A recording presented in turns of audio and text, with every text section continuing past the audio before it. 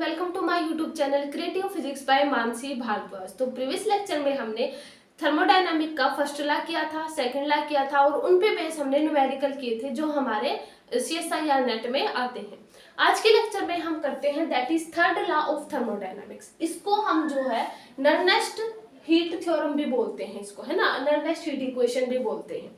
अब देखो इसमें हमारे पास ये जो तीन डेफिनेशन है ये हमारी एक्सेप्टेबल डेफिनेशन आई थी। अब देखो इसमें जो ये सबसे ऊपर वाली है ये मोस्ट एक्सेप्टेबल डेफिनेशन है। वैसे तो तीनों है लेकिन ये ज्यादा कंसिडर की जाती है। अब देखो इसमें जो पहली क्या थी, any process can not reach absolute zero temperature in a finite number of step and finite time. अब देखो इसका मतलब क्या है कि हम इसमें ये है कि कोई भी प्रोसेस है उसको हम एब्सोल्यूट जीरो टेम्परेचर तक नहीं पहुंचा सकते। कब? ना तो फाइनाइट नंबर ऑफ स्टेप्स करके, ना ही फाइनाइट नंबर ऑफ टाइम में। मतलब हमारे पास क्या होना चाहिए, इनफाइनाइट नंबर ऑफ स्टेप्स होने चाहिए और इनफाइनाइट नंबर ऑफ टाइम होना चाहिए। बट ऐसा तो पॉसिबल हो नहीं सकता, ठीक है।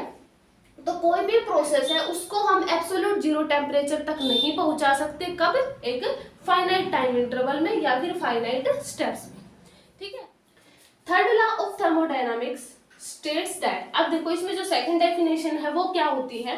Third law of thermodynamics states that क्या है, entropy of system approaches a constant value, ठीक है, टेम्परेचर अप्रोचेज एब्सोल्यूट जीरो। इसका मतलब क्या हुआ कि जो थर्ड लॉ ऑफ थर्मोडायनामिक्स है वो क्या स्टेट करता है कि जो एंट्रोपी होती है सिस्टम की approaches a constant value as absolute zero. मतलब हमारी जो एंट्रोपी है सिस्टम की वो कांस्टेंट हो जाती है। कब? अगर हमारा टेम्परेचर एक एब्सोल्यूट जीरो पे आ जाए। मतलब क्या होगा, जो भी हमारा सिस्टम है उसकी एंट्रोपी कब कांस्टेंट वैल्यू पे आ जाएगी। कब? अगर हमारा एब्सोल्यूट टेम्परेचर जो है वो अगर जीरो पे आ जाए, ठीक है। अब देखो ये हमारी सेकंड डेफिनेशन थी। अब हमारे थर्ड इसमें क्या है, देखो heat capacity of all solid tends to zero as absolute temperature is zero. मतलब देखो क्या हुआ, हीट कैपेसिटी जो होती है सॉलिड की वो जीरो को टेंड करेंगी एट एब्सोल्यूट टेम्परेचर पे। अगर एब्सोल्यूट टेम्परेचर पे हमारा टेम्परेचर जीरो है, एब्सोल्यूट टेम्परेचर जीरो है, तो हमारी जो हीट कैपेसिटी है सॉलिड की वो जीरो को टेंड करेंगी। अब देखो इसमें इस डेफिनेशन का क्या मतलब हुआ उसको हम बताते हैं। अब देखो इसमें ये है, जैसे ही हमें पता है टेम्परेचर एब्सोल्यूट जीरो पे पहुंच जाता है, हमें पता है कि स्पेसिफिक हीट कैपेसिटी क्या होती है किसी भी सिस्टम को, मतलब उसका टेम्परेचर इंक्रीज करने के लिए जो हम हीट देते हैं ना, टेम्परेचर को इंक्रीज करने के लिए जो हम हीट सप्लाई करते हैं वो हमारी स्पेसिफिक हीट होती है।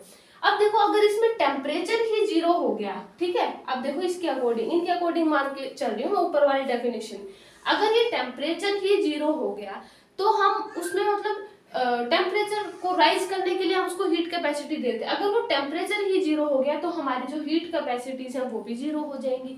अब देखो इसको हम अगर इसका जो रियल मीनिंग है वो इसको हम नोट करके लिखेंगे, यहाँ पे नोट बना करके यहाँ पे लिखेंगे। इसका क्या मतलब है, देखो टेम्परेचर अप्रोचेज एब्सोल्यूट जीरो, जैसे टेम्परेचर एब्सोल्यूट जीरो को अप्रोच करता है पार्टिकल जो है सिस्टम में उनके पास क्या हो जाती है, less thermal energy. Less thermal energy मतलब हमें पता है कि जब हमारा टेम्परेचर हाई होता है तो पार्टिकल के बीच में थर्मल एनर्जी वर्क करती है, लेकिन यहाँ पे अगर टेम्परेचर ही जीरो हो जाएगा तो जो क्रिस्टल्स हैं उनके जो पार्टिकल हैं उनके बीच में थर्मल एनर्जी कम हो जाएगी। अगर थर्मल एनर्जी कम हो जाएगी तो वो ना तो वाइब्रेट कर सकेंगे और ना ही वो मूव कर सकेंगे, जिसके कारण हमारी क्या होगी, हीट कैपेसिटी जो होगी कांस्टेंट वॉल्यूम की जीरो होगी। यानी heat capacity eight a constant volume वो जीरो होगी।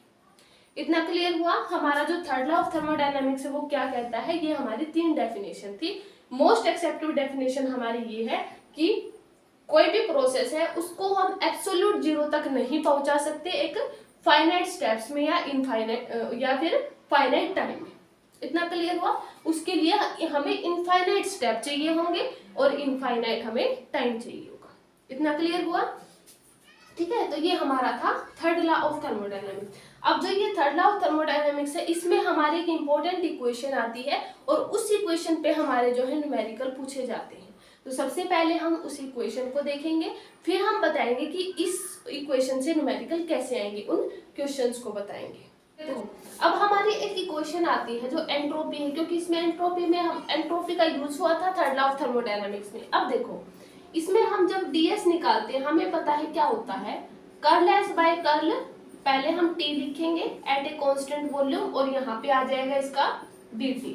ठीक है, फिर हम क्या लिखेंगे एट ए कांस्टेंट वॉल्यूम पे, ये टेम्परेचर पे था ये वॉल्यूम पे था, इसको हम t लिखेंगे और यहाँ पे लिख देंगे dv। इतना क्लियर है। अब देखो यहाँ से हमारे पास जब इनको आगे जब हम सोल्व करेंगे, हम थर्मोडायनामिक पोटेंशियल में करवाएंगे, कैसे आएंगे, यहाँ से हमारे पास एक रिलेशन आता है। देखो जो हम ये इक्वेशन करवा रहे हैं ना, इसको मैं बताऊंगी कि कैसे आए हैं। ठीक है, जब हम थर्मोडायनामिक पोटेंशियल करवाएंगे ना तो वहां से हमारे पास सारे रिलेशन आएंगे और हमें पता चलेगा कि कहाँ से कैसे रिलेशन आए हैं। इसका मैं डायरेक्ट यहाँ पे इसीलिए यूज कर रही हूँ क्योंकि ये थर्ड लॉ ऑफ थर्मोडायनामिक्स के न्यूमेरिकल में यूज होगा और उनका जो जहां से ये डिराइव हुए हैं उनको मैं आपको थर्मोडायनामिक पोटेंशियल जब करवाऊंगी तब उनको बता दूंगी। तो यहाँ से देखो डायरेक्ट हमारे पास एक रिलेशन आता है that is T into that is curl S by curl T at a constant pressure, और CV हमारा क्या होता है that is T into curl S by curl T। और तो यहाँ से देखो अब ये जो CV है और जो CP है इनका जो रिलेशन है इसको हम एक बार ब्रैकेट में लिख लेंगे क्योंकि इनका यूज होगा थर्ड लॉ ऑफ थर्मोडायनामिक्स के जब हम न्यूमेरिकल करेंगे तो इसका यूज होगा। तो यहाँ से देखो CV बाय T हमारा कितना आ गया that is curl S by curl T at a constant volume. इतना क्लियर हुआ। अब ये जो हमारी इक्वेशन आई है इस पे बेस हम जो है थर्ड लॉ ऑफ थर्मोडायनामिक्स के न्यूमेरिकल करेंगे, किस तरीके से न्यूमेरिकल आते हैं और हमें उनको किस तरीके से यूज करना है इस इक्वेशन का यूज करके। तो चलो अब हम करते हैं न्यूमेरिकल शुरू। अब देखो ये जो हमारा न्यूमेरिकल है ये देखो हमारा जो है थर्ड लॉ ऑफ थर्मोडायनामिक्स पे बेस है। अब देखो इसकी जो डेफिनेशन है वो क्या है कि इंटरनल एनर्जी है हमारे पास सिस्टम की वो फिक्स्ड वॉल्यूम पे found to be depend on temperature, temperature पे डिपेंड कर रही है। यहाँ से ET is equal to AT² plus का BT की पावर 4। अब हमें इसमें निकालना क्या है entropy as a function of temperature, हमें एंट्रोपी बतानी है कि वो फंक्शन ऑफ टेम्परेचर में आए। अब देखो हमें पता है यहाँ से क्या होता है कि अब तक हम करते आए हैं कि CV हमारा du/dt होता है, ये हम प्रीवियस लेक्चर में कर चुके हैं। यहाँ पे ET है तो कोई बात नहीं, इंटरनल एनर्जी ही है, इसको हम U ही मान सकते हैं। ठीक है, अब देखो curl U by curl T करेंगे, हमारे पास ये है। अब इसका जैसे ये थी ना AT² प्लस का BT की पावर 4, इसका हम क्या डिफरेंशिएशन कर देते हैं तो क्या होगा देखो 2AT प्लस का 4BT की क्यूब। ठीक है, इसको मैं यहाँ पे ऊपर लिख देती हूँ AT² प्लस BT की पावर। ठीक है, यहाँ पे मैंने क्या निकाला पहले CV, क्योंकि हमारा थर्ड लॉ ऑफ थर्मोडायनामिक्स में हम CV का यूज करेंगे। अब हमें इसमें निकालने क्या है एंट्रोपी। अब तक हम एंट्रोपी में क्या करते आए हैं, जो मैंने अभी अभी इक्वेशन बताई थी, देखो वो इक्वेशन हमारी क्या आई थी CV is equal to T into curl S by curl T, ये हमने बताया था। और यहाँ से हमारे पास curl S by curl T क्या आया था that is CV by T। ये मैंने इक्वेशन इसीलिए बताई थी क्योंकि ये इन न्यूमेरिकल में यूज होगा, इसलिए मैंने डायरेक्ट लिख दिया था। ये मैं आपको कहाँ से डिराइव हुई उसको जो थर्मोडायनामिक पोटेंशियल है उसमें हम इसको बताएंगे कि ये इक्वेशन डिराइव कैसे हुई थी। ठीक है, अब यहाँ से देखो अब इसमें हमें निकालना क्या है एंट्रोपी। अब अगर इसमें एंट्रोपी निकालना है तो हम क्या करेंगे, यहाँ पे डिफरेंशिएशन है तो इसको इंटीग्रेट कर देंगे तो यहाँ से डिफरेंशिएशन कैंसिल हो जाएगा और यहाँ पे इसका इंटीग्रेशन आ जाएगा। तो दोनों तरफ हम क्या करते हैं इंटीग्रेशन, तो यहाँ से हमारी एंट्रोपी आ जाएगी that is integration of CV by T। ठीक है, और CV बाय T, CV हमारी ये है that is 2AT plus 4BT cube. तो यहाँ से जब हम इनका इंटीग्रेशन करेंगे तो यहाँ से क्या आ जाएगा, जब हम पहले इसको क्या करना पड़ेगा T से डिवाइड करना पड़ेगा।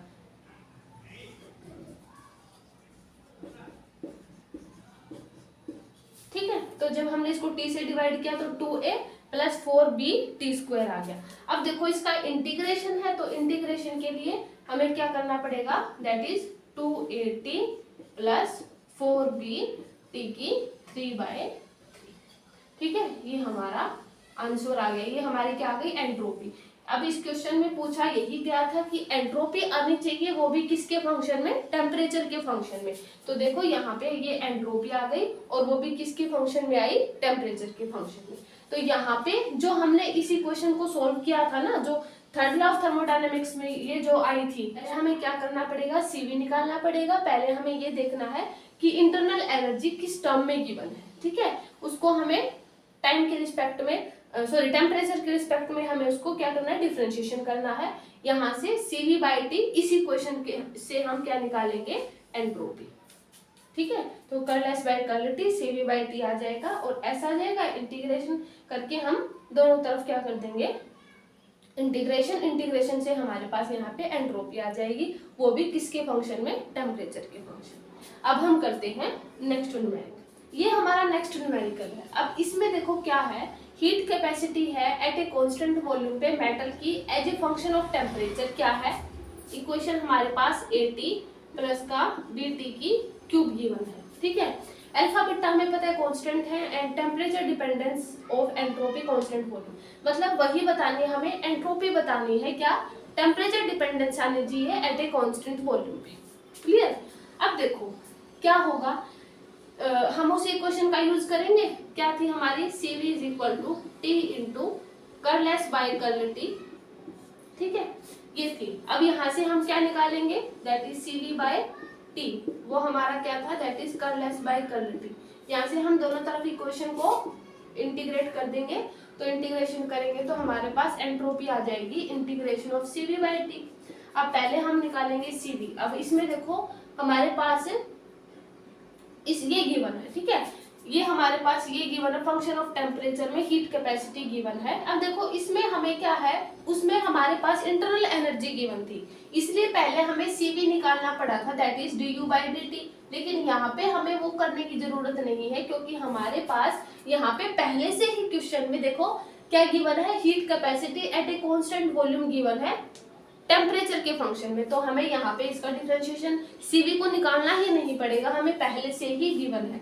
तो यहाँ पे क्या आ जाएगा, देखो CV बाई टी है, तो यहाँ पे CV हमारा क्या है, दैट इज AT प्लस का BT की क्यूब बाई टी, ठीक है, ये है। तो यहाँ से हमारे पास क्या आ जाएगा, integration of A plus BT square, ठीक है, ये आ जाएगा दोनों तरफ। अब देखो इसका हम क्या करते हैं, इंटीग्रेशन, तो इंटीग्रेशन करेंगे तो AT प्लस BT की 3/3, क्योंकि यहाँ से T स्क्वायर बनेगा, यहाँ से A बनेगा, T स्क्वायर बनेगा तो T, यहाँ पे इंटीग्रेशन T की क्यूब बाय 3 आ जाएगा, ठीक है। तो यहाँ से हमारे पास क्या आई entropy, that is AT plus BT की 3/3, ठीक है, ये हमारी एंट्रोपी आ गई। ये भी किसमें पूछा था, टेम्परेचर डिपेंडेंस होनी चाहिए entropy at a constant volume, तो वही हमारी ये टेम्परेचर डिपेंडेंट एंट्रोपी आ गई। तो ये हमारे न्यूमेरिकल थे थर्ड लॉ ऑफ थर्मोडायनेमिक्स पे। तो यहाँ पे first law of thermodynamics, second law of thermodynamics, third law of जो थर्मोडायनेमिक्स है वो तीनों कंप्लीट होते हैं।